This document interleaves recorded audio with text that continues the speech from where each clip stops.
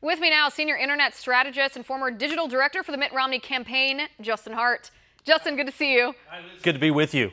All right, Justin, tell me what you make of this before we even get to whether we're going to be jumping out of the frying pan and into the fire. 2 days of testimony. What's your take? Well, look, this is a bit of kabuki theater, right? The script is all there. The answers were known. The questions were known. And it really came down to nothing new that we found out, right? But you have to give some credit to Mark Zuckerberg. He did take blame for the issues that surrounded Cambridge Analytica. But let me tell you, as digital director of the Mitt Romney campaign, we looked across the aisle and we saw the hundreds of people that Obama was investing in for doing this exact same thing. If you were an Obama supporter, you downloaded their app and you signed over Facebook, it grabbed your information, it grabbed your friend's information. Now, Facebook kind of looked the other way and said, we're going to have to fix that, and they did fix it after the election. So as Mark Zuckerberg attested, this was a feature and not a bug. But it doesn't help with any privacy concerns for sure.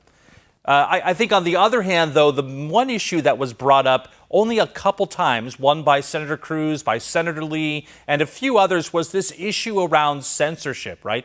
Facebook intends to hire thousands of people, individuals, who will make the subjective determination whether or not something should or shouldn't be posted on the social network. And I think there are some legitimate concerns around that for certain. Right. No, I agree with you, especially given the fact that when asked, Zuckerberg couldn't define hate speech. He said, listen, we don't tolerate terrorism. We don't tolerate hate speech. He was asked, well, what is hate speech? And he didn't know. If you don't have a standard for what that is, then it obviously is going to devolve very quickly into simply censorship. I do have a clip of Senator Cruz questioning Zuckerberg. I want to show this. Take a look. Does Facebook consider itself to be a neutral public forum? And representatives of your company have given conflicting answers on this. Are you a First Amendment speaker expressing your views, or are you a neutral public forum allowing everyone to speak? Senator, here's how we think about this. I don't believe that there is certain content that clearly we do not allow, right? Hate speech, terrorist content, nudity, anything that makes people feel unsafe in the community.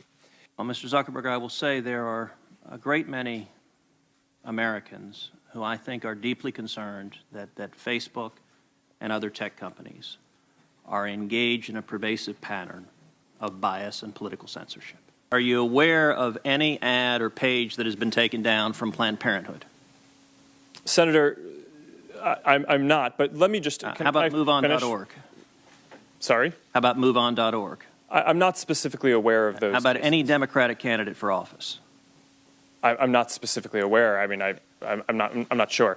In your testimony, you say that you have 15 to 20,000 people working on security and content review. Do you know the political orientation of those 15 to 20,000 people engaged in content review? No, Senator. We do not generally ask people about their political orientation when they're joining the company.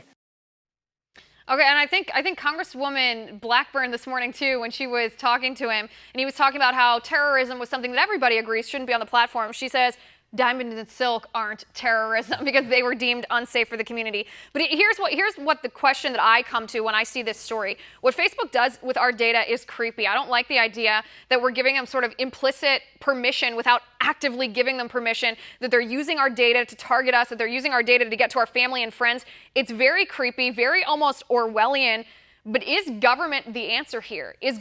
Why should I trust government to do better than a private company? Yeah, I think, if you think back to 4 or 5 years ago and what ads you saw in your Facebook feed or on Instagram, I think any one of your viewers will attest that the ads they see are more relevant today, right? It is creepy, but there is a cool factor to it. I notice that I click on more ads now because it is more relevant to what I'm looking for. I have an infant at home. I'm getting a lot of really relevant products that I'd like to see. But just remember, if you're not paying for it, the old adage goes, you are the product, and you are the product there. But you are right to be concerned, Liz, when you hear these asinine questions, when they can't figure out the difference between WhatsApp and Instagram and where you message and where you push and what an ad platform is.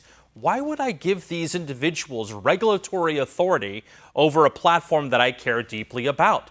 It's a $225 billion industry, the online digital ads here in the United States by the year 2020. It's a huge part of our economy, and our elected officials have no idea how it works and why None. it's important. And even if they do, I think we have a propensity in our society to identify a problem, and then when there's not an obvious, easy, simple solution, we automatically turn to government and think that they can provide us with an easy, simple solution here, when the exact opposite is reality. Government never has easy, cheap, sensible, smart solutions to almost anything. The last place that we should be turning when we have a problem is government. Yet for some reason, that's what's happening here. And I don't think, I think both things can be true. You cannot like what Facebook's doing with your data and not think government is the answer. And that's the camp that I'm setting up my tent in right now. Justin, thanks for being on the show. I appreciate it.